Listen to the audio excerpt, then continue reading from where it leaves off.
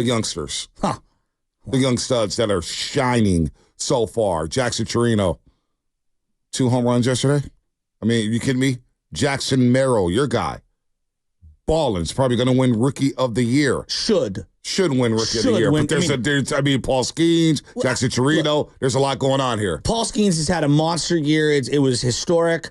This guy played center field all year for a playoff team and batted at the top of the order, was an all-star. I don't know. I lean everyday player for a Rookie of the Year over a pitcher. But I keep going. Jackson Chirino's right there, too. He's a stud. He's an absolute superstar. Absolute superstar. You see Bobby Witt Jr. beat out a grounder yesterday, go up 2-1 over the Orioles. They sweep the Orioles. Now you get a classic, this is a throwback series. Kansas City Royals, New York Yankees.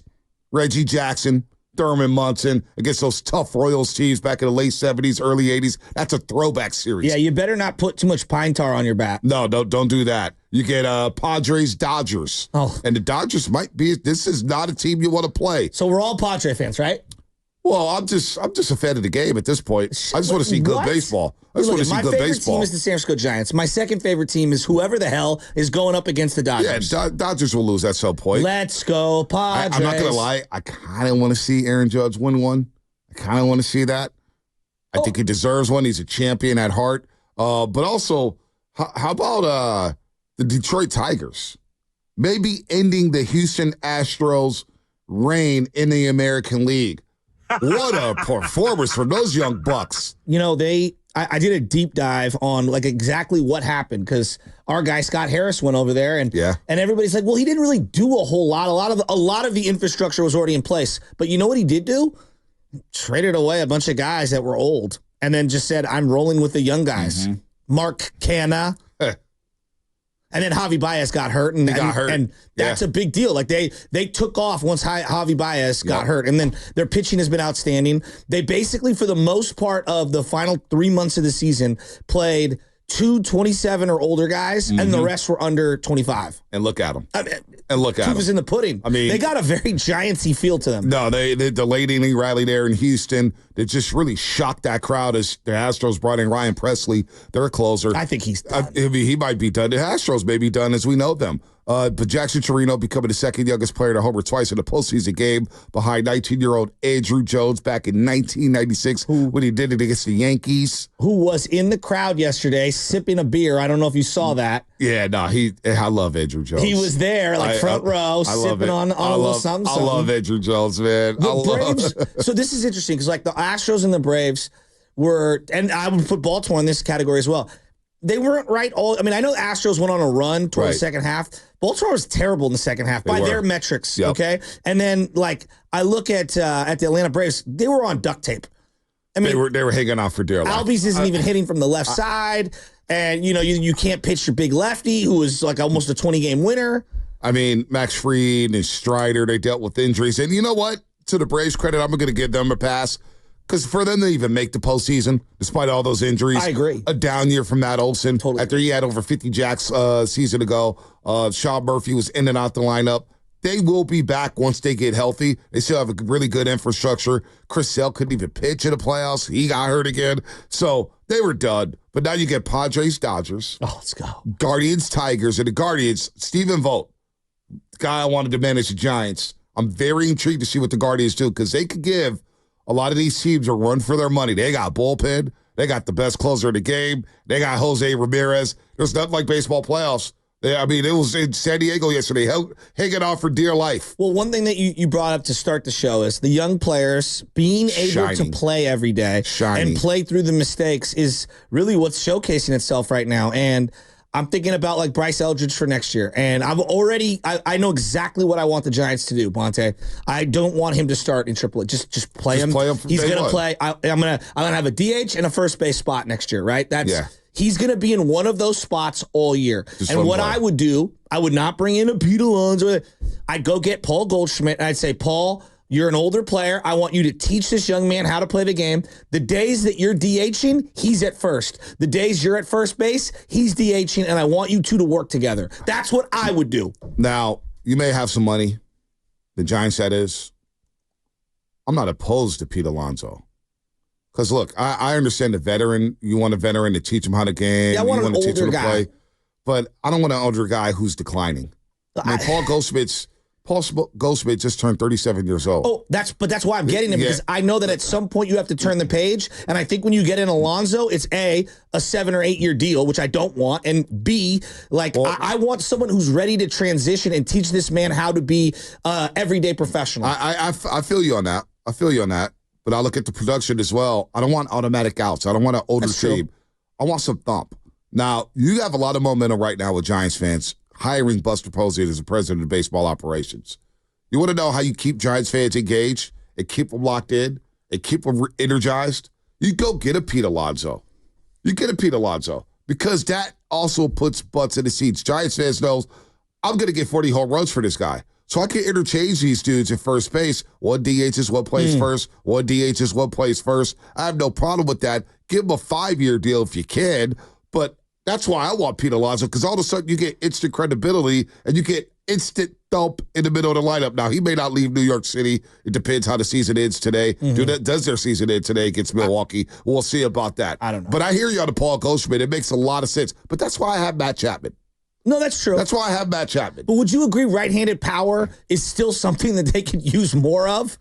Right-handed power, that's why Pete Alonso. No, I know that. The only reason why I push back on Pete Alonso is I just know that the entry point is 8 years. And it's I'm just so out on an 8-year deal for someone like him. I mean, he's a low 200s hitter.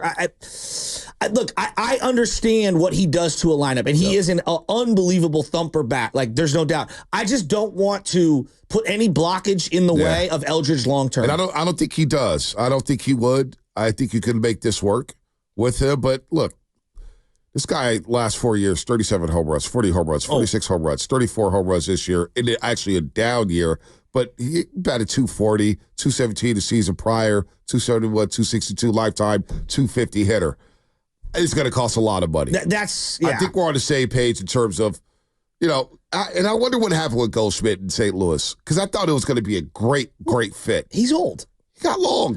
And I think also the St. Louis Cardinals got away from their development program. Some of their younger players, the shortstop, I like the shortstop, the young shortstop, and then Jordan Walker, they just didn't hit the way they thought they were going to hit, and they kind of got yo-yoed back and forth, and there's a lot going on with them. But to the point about playing Eldridge every single day, the Brewers stuck with Jackson Chirino. The first 2 months of the season, it was not good, right? He was struggling. He was scuffling at the plate.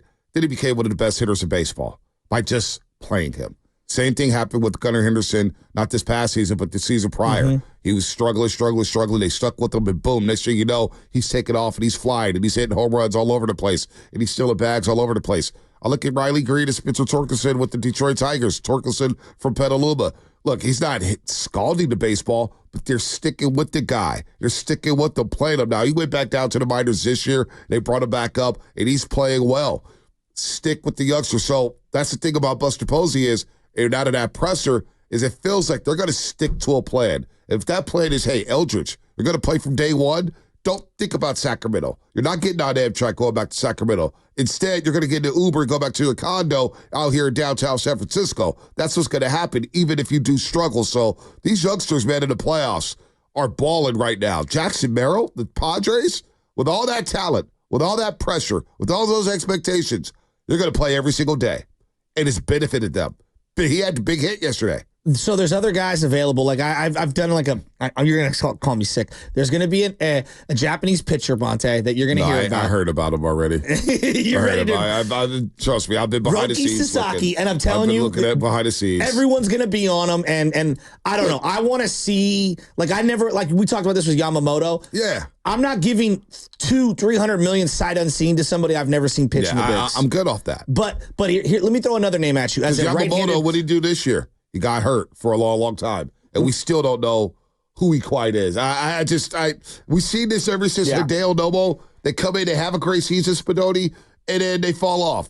Hideki Arabu with the New York Yankees just fall off. It just happens over. It's too much. Darvish, as good as his stuff is, he's been inconsistent since he comes to the majors. Yeah, he's been erratic. He's erratic as hell. I don't think he's lived up to the potential. No. I think he's better than what he's played. Has there been a Japanese pitcher who's lived up to the hype coming over the last 20, 25 years? I mean, Hideo Nomo is pretty sweet.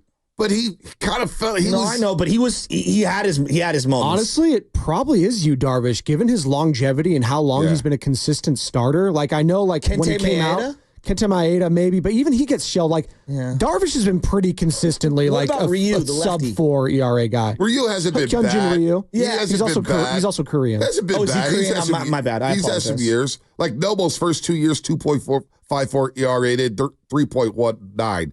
Did he add 1, 2, 3, 4, 5, 6, 7 straight years of an ERA over 4.5? Wow. Like he was just getting lit up. Wow. Now then 33-year-old, he comes back to the Dodgers, 3.39, did 3.09, and then he basically retires, has an 8.25 ERA. But lifetime ERA for Hideo Nobo was a 4.24. I didn't know it was that high. Yeah, no, I remember it was erratic. Once he lost he got figured out, and it wasn't good. And then you had the health issues or whatnot. And look, these guys are good. But for the entry fee you're paying for these guys. That's the thing. And then you got to give them a bigger contract. Yeah. You might be spending $300 million on these guys for a guy who's going to play every 5 days. Well, let me throw another right-handed first baseman at you. And there's another guy that from the outfield whose season ended yesterday I want to throw at you. What about Christian Walker on a short-term deal? 2-3-year deal as a first base DH type. He's been in Arizona. I think he's 33 or 34. Maybe he's 34. He's a solid player. I thought he should have been an all-star this year. He's not bad. I mean, I'm just throwing names. See, to me, I need someone to pair up. I want the righty-lefty combo with Eldridge, and I want to be able to carve out DH spots. Like, you need a legit thumper. Bregman's going to be available. We don't need a third baseman. Yeah, I don't need Bregman. What about Santander, the outfielder for Baltimore? Career year this year. Santander. He's a baller. He is a baller, but he would be bad. He wouldn't be bad. He's not going to hit for a lot of average. How old is Santander? I'm looking at right here. It's 29 years old.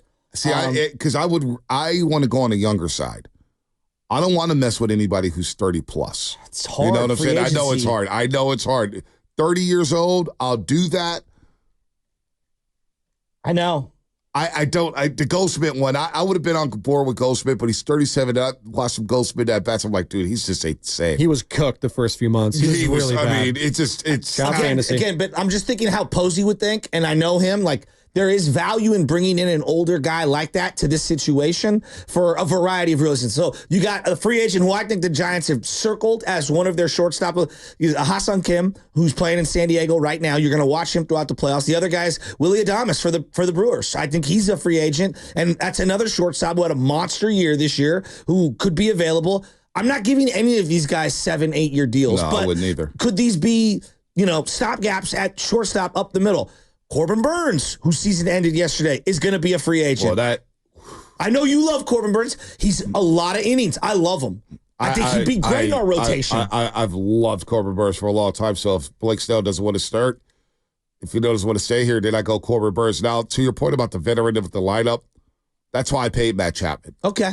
I'm bestowing Matt Chapman as our leader, as our veteran, as the guy who's going to set the example every single day, every single night. This is how you field grounders. This is how you prep. This is how you prepare for a game. This is how you this is how you go about your day-to-day, everyday life in Major League Baseball. That's why I gave Matt Chapman a 6-year deal. So I gave him that. I'm going to throw one more name at you. You know who else is a free agent? Joey Gallo. He had a monster year this year. Jock Peterson.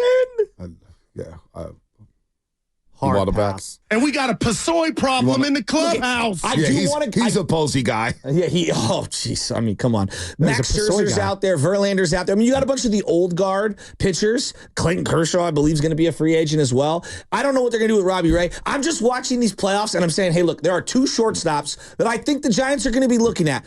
The Kim for San Diego and the shortstop for the Brewers. So if you're watching baseball right now, those are the guys that I believe that the Giants are at least going to inquire on. Circle it back to Pete Alonso.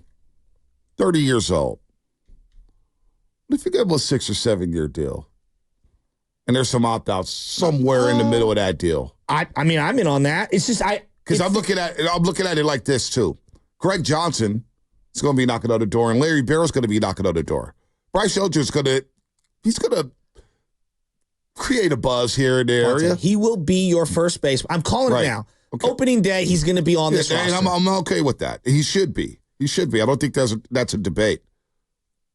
But you bring in Pete Alonso, and now you got Eldridge, Alonso, and Chapman. I'm cooking. Then I've got Ramos. Yeah. I've got Fitzgerald.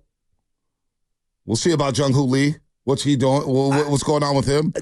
Big question mark. Big question mark. But do they keep him? Do they trade him? I have no idea. I have him.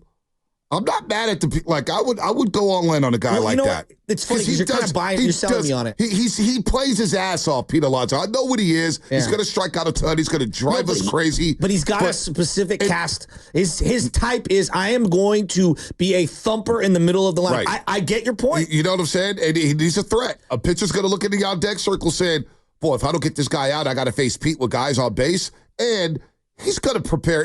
For what I've heard, the guy works his ass off. Well, in a lineup, when you have Chapman behind a guy like Alonso, boy, that's a lot better. Right. No, that's a good point. And this organization... You're selling me on it. I was worried about that 10-year deal. Yeah, but you know what, though? This organization was about to give Aaron Judge a monster deal. Well, they're going to give Bryce Harper, right? Yeah, but I get it. These guys Aaron Judge is a few clicks above. Levels, but Carlos Correa...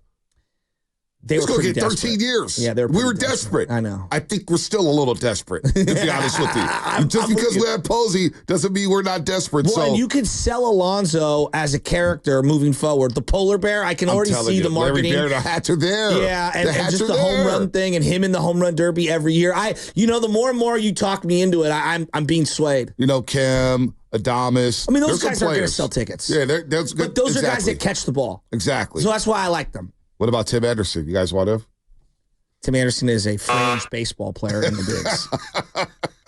They're fighting! I mean, they played freaking Nick Ahmed at shortstop this year. It was basically like playing Tim Anderson. Yeah, Jose Ramirez ended his career after that uppercut. You think? He did. He did. Jose Ramirez pushed him out of the league. Pushed him out of the league. Yeah, that was not a good look for Tim Anderson. Who was the guy he set the Toronto, brothers back a couple years? Joey Bats and Rougned Odor. Thank you. Yeah. There you go. Rangers, Blue Jays. You know, what do you go mess with Odor? He was looking to fight. All right.